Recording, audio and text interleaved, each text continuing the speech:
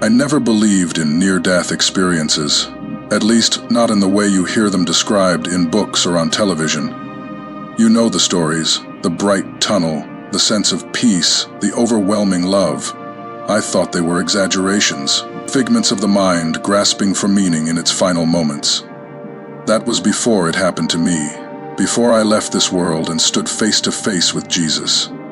What I'm about to share changed my life forever. It wasn't just a glimpse of heaven, it was a revelation. A message so profound, so piercing, that when I returned, I knew I could never look at my life or the world the same way again. And if you're watching this, there's a reason. Maybe you felt it too. That distance. That unshakable sense that no matter how much you try to connect, something is always standing in the way. That relationships slip through your fingers. That friendships feel forced. That no one truly sees you, understands you. I used to think it was just me. Maybe I was too different, too intense, too quiet, too much in my own head.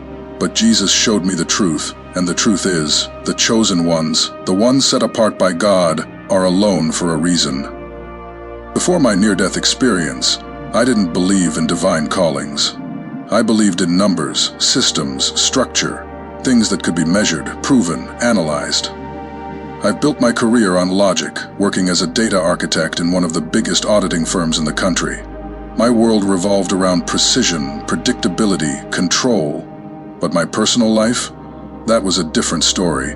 At 47 years old, I had no real close friends, not in the way most people do.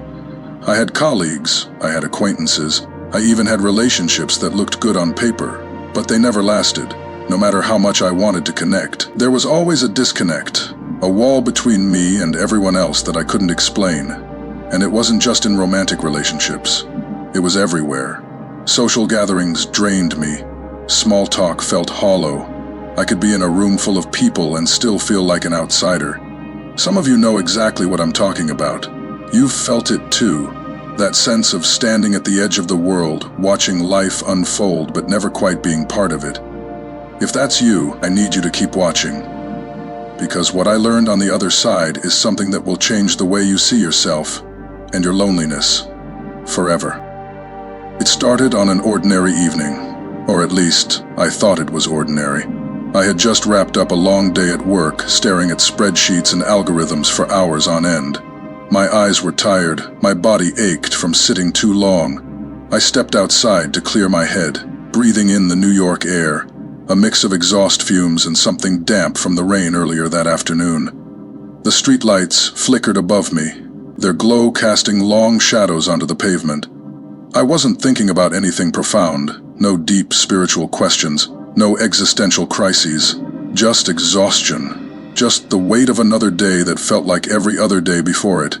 And then, in an instant, everything changed. I remember the feeling before I remember the event itself. A sudden stillness in the air, the kind that makes the hairs on your arm stand up. A pressure in my chest, like something unseen pressing down, squeezing. But not painful, just final. I had the strange, unshakable thought that I was about to leave. Not the office, not the city, but this world. I remember hitting the ground. I don't remember falling. One moment I was walking, the next I was somewhere else. Somewhere beyond time, beyond space. And standing in front of me was a presence so overwhelming, so blindingly real, that every doubt I had ever carried dissolved in an instant. Jesus. He didn't look like the paintings, not the ones in churches, not the ones on postcards or Renaissance frescoes. No soft blue eyes, no delicate features. He was light, pure, consuming, radiant light. And when he spoke, it wasn't with words, it was with knowing. His voice wasn't heard, it was felt, like it was reverberating inside my soul. And the first thing he told me, the first thing he wanted me to understand, was why I had always felt alone. Why chosen ones walk a lonely road. Why some of us seem to repel relationships. Why no one seems to stay. Why the world keeps us at arm's length. It wasn't rejection. It wasn't coincidence. It wasn't something to fix. It was by design. And I'll tell you exactly why. Looking back, I can see the signs were always there. I just didn't know how to read them. Loneliness wasn't new to me. It had followed me like a shadow for as long as I could remember. Not the kind of loneliness that comes from being physically alone, but the kind that lingers even in a crowded room. The kind that makes you feel like a stranger in your own life. I had a career, a home, a routine, but deep inside, there was always a quiet, gnawing sense of detachment, as if I was watching the world through a pane of glass, unable to truly touch it. For years, I dismissed it. Maybe I was just too introverted. Maybe I had trust issues. Maybe I was one of those people who was simply wired differently. I tried to force connections, to be more social, to put myself out there. But no matter what I did, the distance remained. Relationships, both friendships and romantic ones, never seemed to stick. It was as if people could sense something about me that made them uneasy, something they couldn't quite name. At first, I thought it was just bad luck, but as I got older, I started noticing a pattern. People would be drawn to me, fascinated even, but the closer they got, the quicker they pulled away, as if my presence revealed something about themselves they weren't ready to face. Some avoided me without explanation, others faded away without warning, and those who did stick around often carried an energy that drained me, leaving me exhausted and empty. It was as if I was living on an entirely different frequency. I wasn't the only one who noticed it. Once, in my early 30s, a friend, one of the few who had stayed around long enough to really observe me, said something that haunted me for years. You ever wonder why people are either drawn to you or completely avoid you? He wasn't being rude. It was an honest question. One I couldn't answer. At the time, I shrugged it off, but after my near-death experience, I realized he had seen something I couldn't yet understand. Something Jesus himself would later reveal. I didn't grow up particularly religious. Sure, I went to church as a kid, sat through sermons, listened to preachers talk about heaven and hell, but faith was more of a routine than a reality. It wasn't something I lived. It was something I attended. And when I left home for college, I left that version of faith behind. For years, I kept God at a distance. Not because I didn't believe, but because I didn't see the point. My world revolved around logic, data, structure. In my mind, faith was for those who needed comfort, for those who couldn't accept the randomness of life. I wasn't against it, but I wasn't seeking it either. And yet, despite all my efforts to explain my life rationally, I couldn't shake the feeling that something was missing. By my early 40s, I found myself in an unexpected place, searching. I wouldn't have called it that at the time, but in hindsight, that's exactly what it was. I started reading about spirituality, not just Christianity, but various philosophies and religious tradition. I wasn't looking for a truth. I was just looking for an answer to the question that had been haunting me for years. Why do I feel so separate from everything and everyone? During this time, I started fasting, not for religious reasons, but because I had read about its mental and physiological benefits. But something strange happened. The more I fasted, the more I became aware of something else, a presence, a pull toward something beyond myself. I started having vivid dreams, some of them peaceful, others unsettling. I began waking up at 3 a.m. for no reason, a time many believe to be spiritually significant. I started hearing verses from the Bible in my mind, ones I hadn't read in years, verses about being set apart, about being called, about being different. I didn't know what to make of it, and then the experience happened. It was a normal evening. I had worked late, as usual, finishing up a complex data project, the kind that required deep focus, numbers, code, algorithms. It was the kind of work that made sense to me, predictable, controllable. But that night, something felt off. There was a heaviness in the air, a strange stillness I couldn't explain. I left the office just past midnight. The city was quieter than usual. The usual hum of traffic was subdued, as if the entire world was holding its breath. I walked toward my apartment, taking the same route I had walked countless times before. But this time, something was different. The air felt thicker, my steps felt heavier. And then, without warning, everything stopped. I felt it before I understood what was happening. A sudden tightness in my chest, a sharp searing pain that shot through my left arm. My vision blurred, and the sounds of the city faded into a distant hum. I reached for my phone, but my fingers wouldn't cooperate. The ground tilted. My legs gave out. And then, nothing. I later learned that I had suffered a cardiac arrest. My heart had simply stopped. No warning, no prior health issues, no medical explanation. One moment I was walking, the next I was gone. But I wasn't afraid. I should have been, but I wasn't, because in that moment, as my body collapsed to the cold pavement, I felt something else entirely. Release. A sudden, overwhelming lightness. And then I was somewhere else, somewhere far beyond this world. There was no warning, no time to process what was happening. One moment I was walking down the dimly lit street, my mind still lingering on data sets and system frameworks. The next, I was gone. No dramatic collapse, no cinematic flash of my life before my eyes, just an abrupt, silent departure from the world I had known for 47 years. At first, I wasn't aware that I had died. I didn't feel pain. I didn't feel panic. Instead, I felt an overwhelming stillness, a silence that wasn't just the absence of sound, but the absence of everything. No more city noise, no more weight of existence. It was as if the world had been put on mute, and in its place was something different. Something more real than anything I had ever known.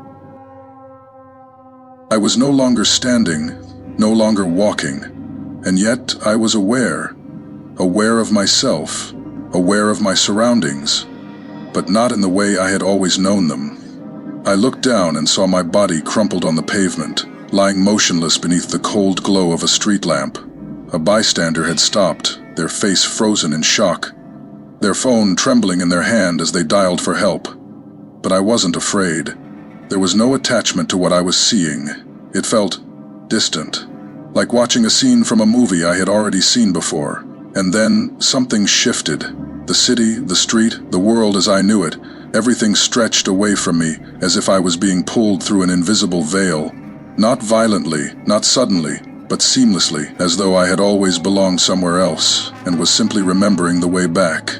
The air around me thickened into something luminous, and I felt myself rising, higher, further, weightless. It was in that moment I understood what had happened. I had died, but death wasn't what I thought it would be. It wasn't an end. It wasn't oblivion. It was an unveiling, a lifting of the curtain between what I had always assumed was reality and what had been true all along. There was no tunnel of light, not in the way people describe it. Instead, it was as if the very air around me became infused with illumination. Light that wasn't coming from a source, but was instead part of the fabric of existence itself. It was warm, alive, and as I moved, or was moved, through this expanse, something in me began to shift. My mind, my thoughts, the structure of logic I had always relied on. It was all dissolving into something greater. Something beyond reason, beyond analysis. It was understanding. The moment I crossed into this realm, I knew things. Not in the way we learn through books or conversations, but through absolute knowing. I understood that time, as I had always experienced it, did not exist here, that past, present, and future were not separate but woven together into a single living reality. I knew that the world I had left behind was not the full picture, only a sliver of something much larger, and most of all, I knew I was not alone. I wasn't afraid. If anything, I felt a peace so deep, so all-encompassing, that the mere memory of it still brings me to tears. It wasn't just the absence of fear. It was the presence of something I had never fully grasped before. Perfect love, a love that didn't need to be earned, proven, or explained. A love that saw every part of me, every failure, every doubt, every hidden wound, and accepted me completely. This love was not an idea. It was alive. It was sentient. And then, I saw him. There are no words in any language that can fully capture what it was like to stand in the presence of Jesus. Every image I had ever seen of him in paintings, every description I had read in scripture, they all fell short. He wasn't just a man. He wasn't just a figure from history. He was light, radiance, power, and yet he was also deeply personal, deeply present. more real than anything I had ever encountered. His eyes, they weren't just looking at me, they were seeing me, every part of me, and not just the version of myself that the world knew, the quiet analytical data architect who kept to himself, but the parts I had hidden even from myself, the wounds, the fears, the questions I had never spoken aloud. He saw all of it, and yet there was no judgment, only understanding, only love. He spoke, but not with words. His voice was inside me, reverberating through my very being, and the first thing he told me was this: "You are set apart." The words struck something deep in me, a recognition, a knowing that had been buried under years of doubt and questioning, and as he spoke, it was as if my entire life suddenly made sense. The loneliness you have felt was never a curse, it was never rejection, it was preparation. I felt my spirit tremble. All my life, I had struggled to understand why I had never fit in, why relationships never lasted, why I could never truly connect with those around me, and now, in an instant, he was revealing the answer. The world does not understand what it cannot grasp, and it cannot grasp what does not belong to it. John 15:19 suddenly echoed in my spirit. If you were of the world would love you as its own. But because you are not of the world, but I chose you out of the world, therefore the world hates you. I had read that verse before, but I had never truly understood it until now. Jesus continued, his voice like a current flowing through me. The light within you has always set you apart, not to punish you, not to isolate you, but to protect you, to refine you, to prepare you for what is to come. I wanted to respond, to ask him what he meant, but before I could, he reached out, not physically, but with something deeper, a force, a power, and in that moment, visions flashed before my eyes. I saw people, faces. Some I recognized, others I didn't. I saw moments from my past, times when I had felt abandoned, misunderstood. And then I saw darkness, the kind that hides in plain sight. The kind that works through people, not because they are evil, but because they do not recognize the battle they are part of. And I understood, my solitude had never been accidental. It had been shielding, a layer of divine separation, to keep me from being entangled with those who could not walk where I was called to walk. Jesus' voice returned, calm but firm. The path of the chosen is not an easy one, but you were never meant to walk it alone. I felt my spirit stir. My entire life had been a search for belonging, and yet in this moment, I realized I had belonged all along. Then, just as suddenly as it had begun, the light began to fade. The peace remained, but the realm around me started to slip away. I felt myself being drawn backward, away from the brilliance, back towards something heavy, something distant. And then, I opened my eyes. The moment I opened my eyes in that realm, I knew I was no longer in the world I had left behind. Everything here was alive. Alive in a way that defied human understanding. The very air seemed to breathe with purpose. Colors were not just colors, they carried meaning, depth, wisdom. And then, I saw him. Jesus didn't arrive. He simply was. There was no grand entrance, no sound of footsteps, no shifting of space. One moment I was alone, and the next he was there, standing before me. And I tell you this with absolute certainty. No words, no painting, no vision in a dream could ever fully capture what it was like to behold him. He wasn't just light, he was light. A presence so radiant that it wasn't shining on me, it was shining through me, as if every part of me had become translucent in his presence. His very being pulsed with power, but not power as the world knows it. This was power laced with peace, authority woven with overwhelming love. Looking at him, I felt like a man who had spent his whole life in darkness and had suddenly stepped into the sun for the very first time. Yet, despite his overwhelming majesty, he was deeply personal. I did not feel small before him, though I knew I was. I did not feel unworthy, Though I knew I should have, I only felt seen, truly, deeply, wholly seen. Every wound, every failure, every unspoken question, he saw it all, not with condemnation, but with a knowing so deep that it unraveled me completely. His face, I struggled to describe it. There was a familiarity to it, but not in the way I had expected. He was not the delicate, soft-featured figure from Renaissance paintings. Nor did he match the westernized images I had seen in churches. His features carried the weight of eternity. Strong, defined, timeless. His eyes, oh, his eyes. They were the color of existence itself, filled with an intensity that could have undone me, if not for the sheer love that radiated from them. It was as if all the wisdom of the universe was looking at me, and yet, behind that wisdom was the gaze of a father welcoming his son home.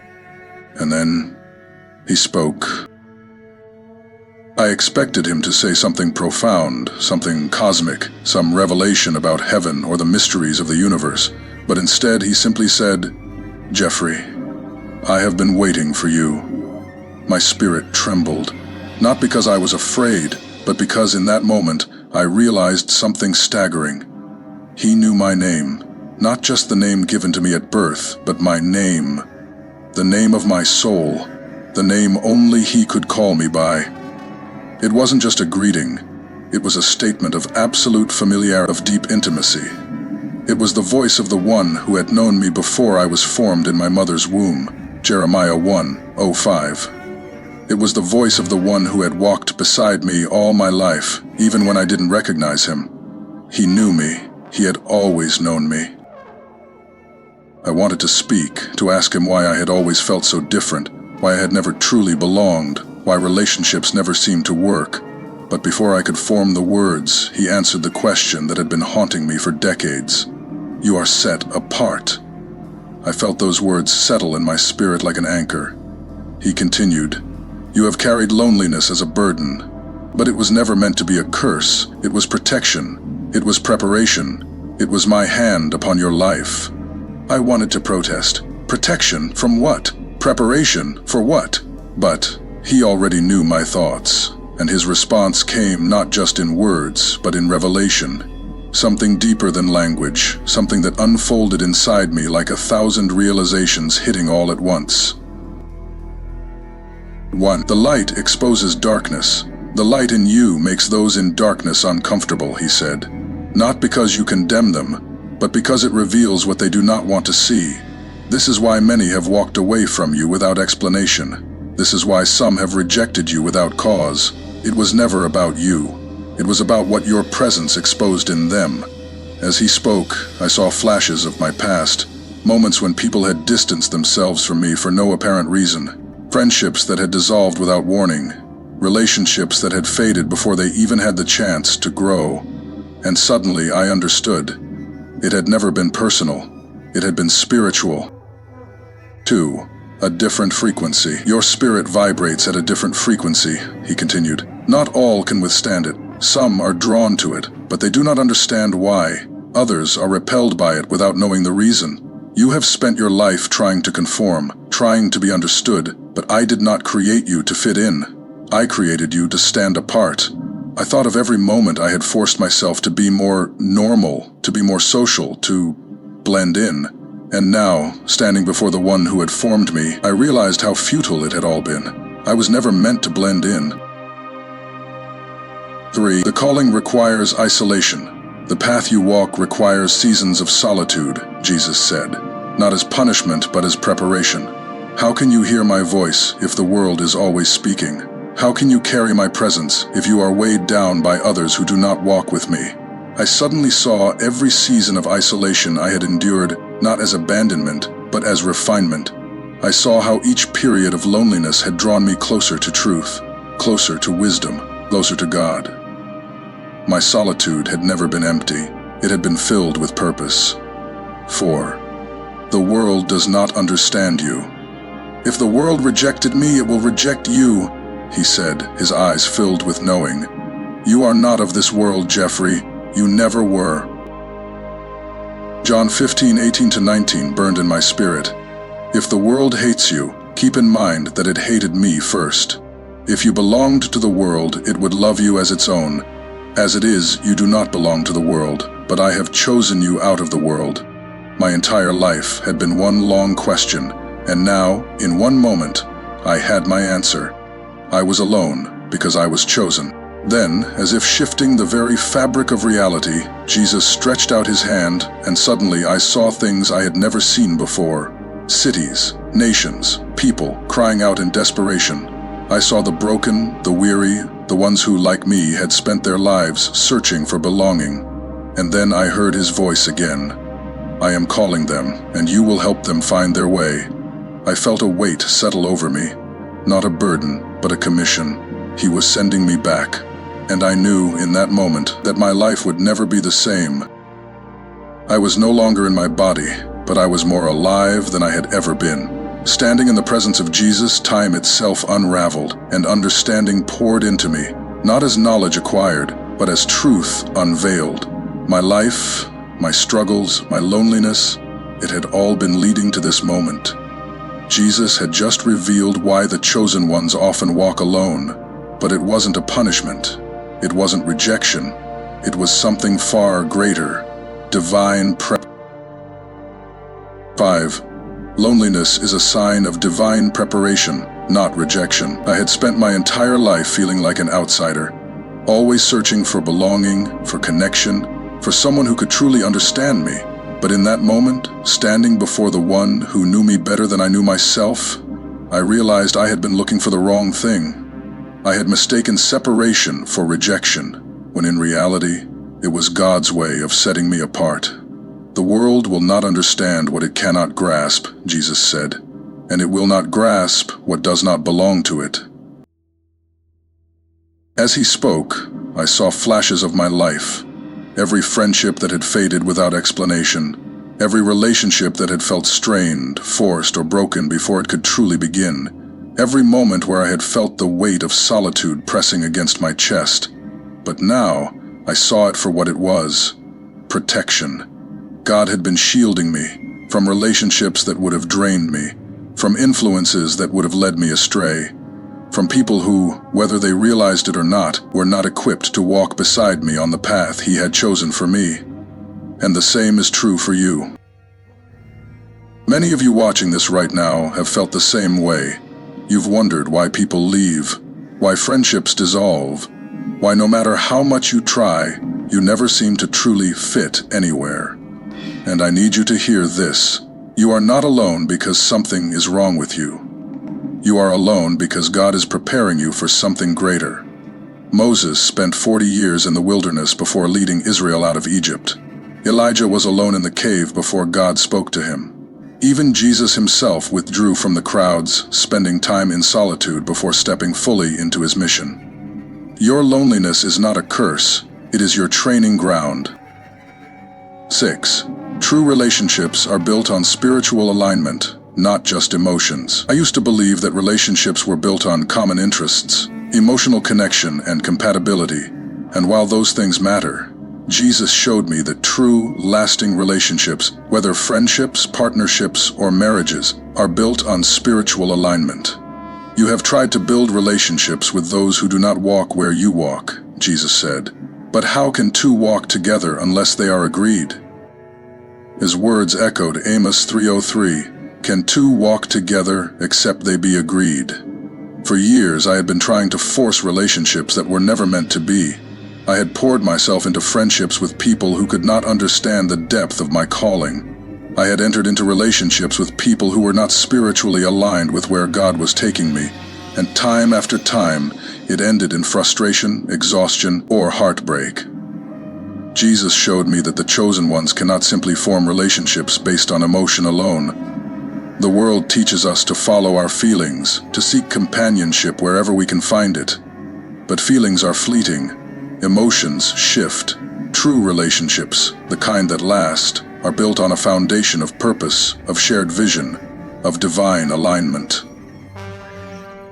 This is why so many of you watching this right now have struggled to find the right friendships, the right community, the right partner.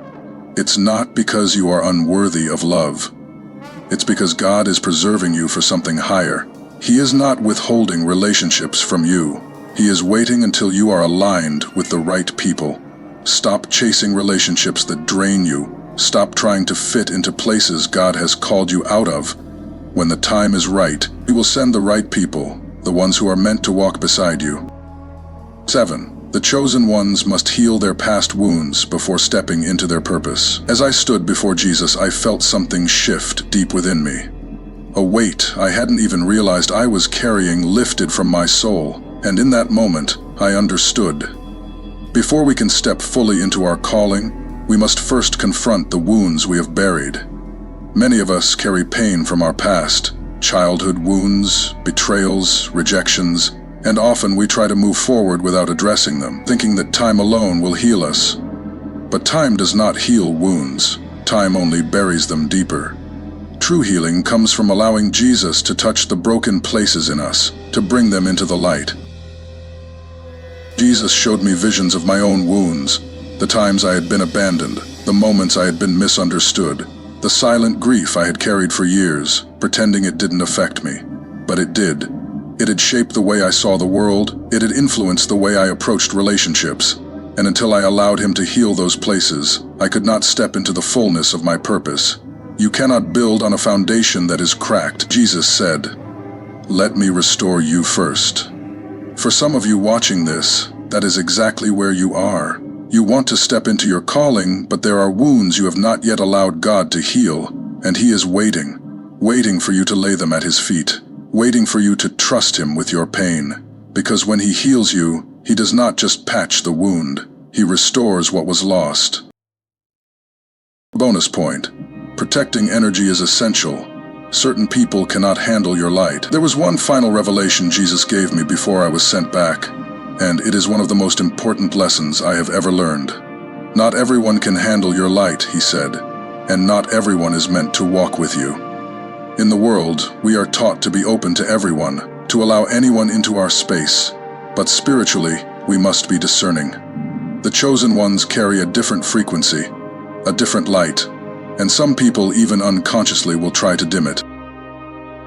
This is why Jesus often withdrew from the crowds, why He surrounded Himself with only a few close disciples, because He understood that not everyone could handle His presence. And if even He, the Son of God, had to guard His energy, how much more must we? I saw faces flash before me, people I had allowed into my life who had drained me spiritually, emotionally, mentally, people who had taken from me but had never poured back in. And I realized with absolute clarity that part of walking in divine purpose means being intentional about who you allow into your space. Some of you watching this have been exhausted, not because you are weak, but because you have been pouring into people who were never meant to carry your light. It is time to step back, to guard your energy, to allow God to align you with the right people, instead of clinging to relationships that are only holding you back. If you have been struggling with loneliness, if you have been questioning why you never seem to fit in, hear me when I say this. You are not forgotten. You are not overlooked. You are being prepared. Your solitude is not a punishment. It is a divine invitation. An invitation to grow, to heal, to align with God's purpose for your life. Let go of what was. Stop chasing relationships that are not meant for you. Trust that in God's perfect timing, everything will fall into place. Because when you are truly ready, He will send the right people, the right opportunities, and the right season. And you will understand, just as I did, that every moment of solitude was not wasted. It was a step towards something greater. There is no way to prepare for the moment when heaven releases you back into the world. One second, I was standing in the presence of Jesus, my soul completely undone by the weight of His glory. The next, I was gasping for air, yanked back into my body like a man suddenly pulled from the depths of the ocean. The transition was violent, jarring. If leaving my body had been effortless, returning to it felt like being slammed into a locked room, one that no longer fit the shape of my spirit. My lungs burned, my chest ached, my body still lying on the cold New York pavement where I had collapsed, convulsed with the shock of life re-entering it. I didn't open my eyes right away. Instead, I was caught in a strange in-between, a moment where I could still feel the weight of eternity pressing against me. The physical world had returned, But something in me had shifted permanently. The air felt heavier. The sounds around me, distant sirens, hurried voices, were muffled. And yet, somewhere beyond it all, I could still hear him, Jesus, his words, his presence, his revelation. They had not faded with my return. They remained, imprinted into the very fabric of my being. I heard voices first, a woman's panicked tone, a man shouting into a phone, the unmistakable wail of an approaching ambulance. Then, suddenly, a sharp gasp. My own. I felt the world slam back into focus. The glow of streetlights above me, the rough texture of the pavement beneath my fingertips, the damp chill of the night air pressing against my skin. Someone, an older man, maybe in his 50s, was kneeling beside me, his face etched with shock. "He's awake," he shouted. "Oh my God, he's awake!" The paramedics arrived seconds later, surrounding me, their hands pressing against my chest, checking for vitals. "You went into cardiac arrest," one of them said, his voice tight with urgency. "Can you hear me? Do you know where you are?" I tried to respond, but my throat felt raw. I had no words, not because I didn't know where I was, but because my mind was still somewhere else, somewhere beyond this world. I wasn't in shock. I wasn't confused. If anything, I was more aware than I had ever been before. My spirit was still vibrating from what I had just experienced, and one thought consumed me. I wasn't supposed to be here anymore, and yet I was. What happened next defied every medical expectation. According to the doctors, I should not have survived. A cardiac arrest in the middle of the street? No immediate CPR? No prior warning signs? It didn't make sense.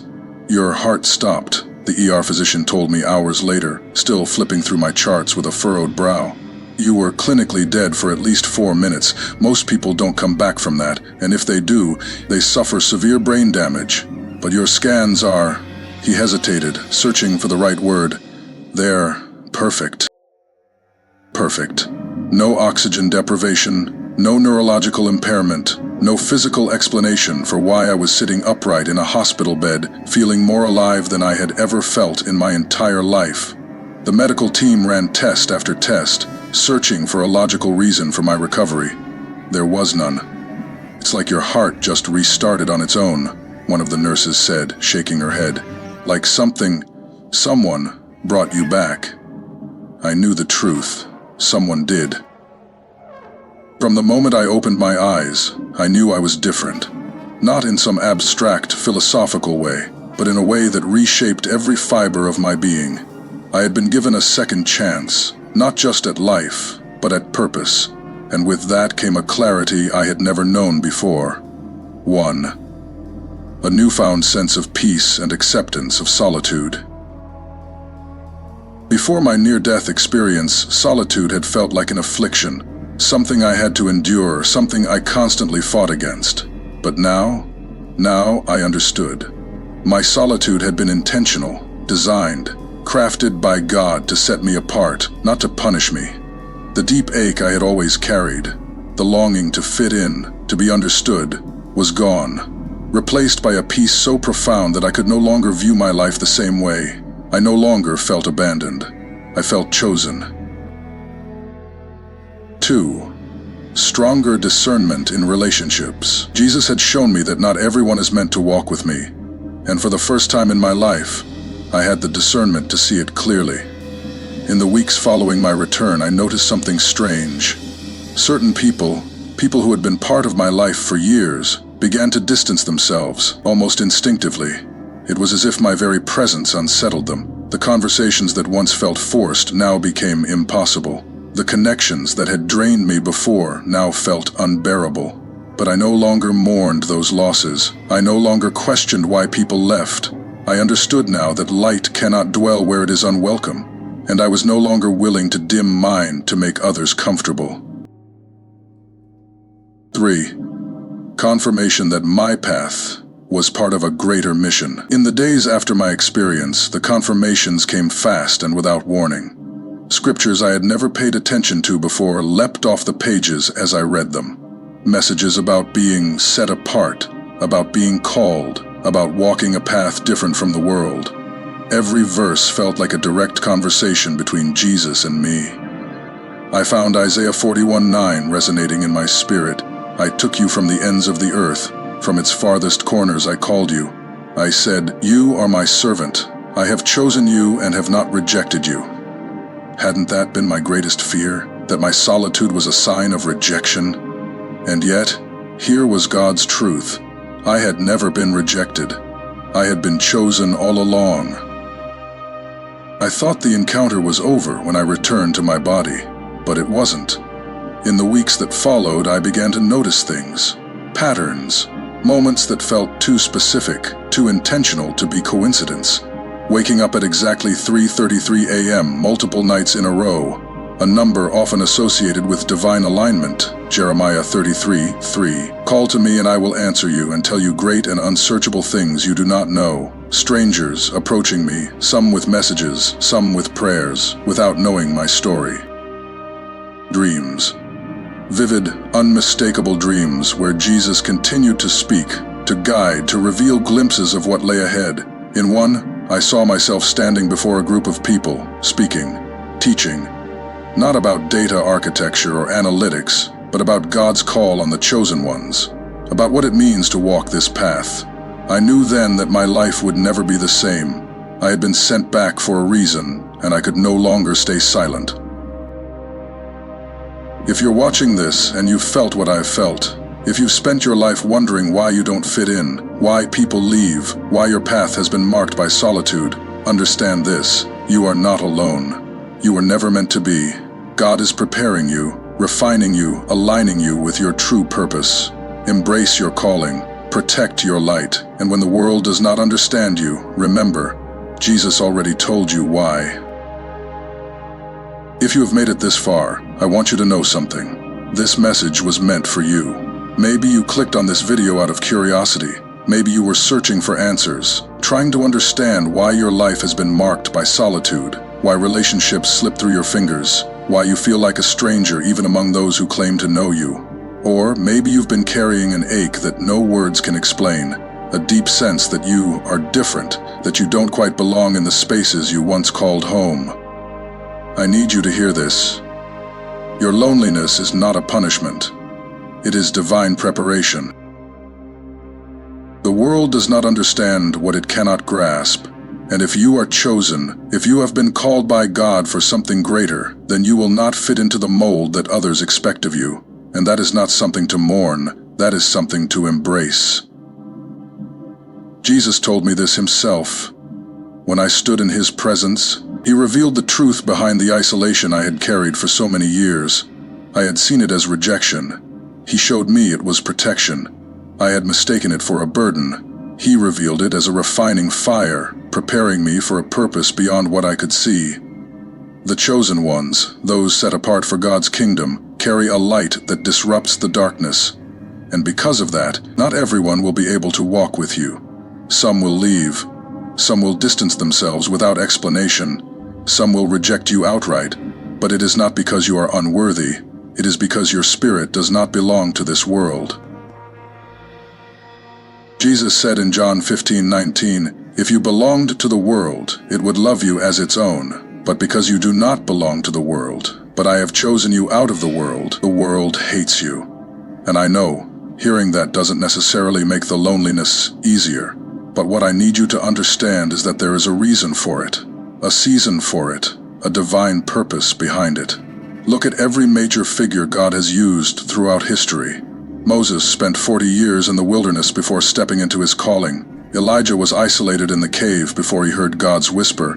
Even Jesus himself withdrew into solitude before his ministry, before the cross. Why? Because the ones who are called must first be refined. You are being refined. And one day, when the time is right, you will look back and see that your loneliness was never about what you lost. It was about what God was preparing you to gain. If this message resonates with you, if you've felt this weight in your spirit, I want to hear from you. Tell me in the comments, have you experienced this kind of loneliness? Have you ever felt like you didn't belong, like people pulled away from you for no reason? And now, after hearing this testimony, do you see it differently? Because this isn't just my story. It's the story of countless others, of those who have been set apart, of those who are waking up to their true identity in Christ. And your testimony matters. Your voice matters. By sharing your experience, you might be helping someone else who is feeling the exact same way.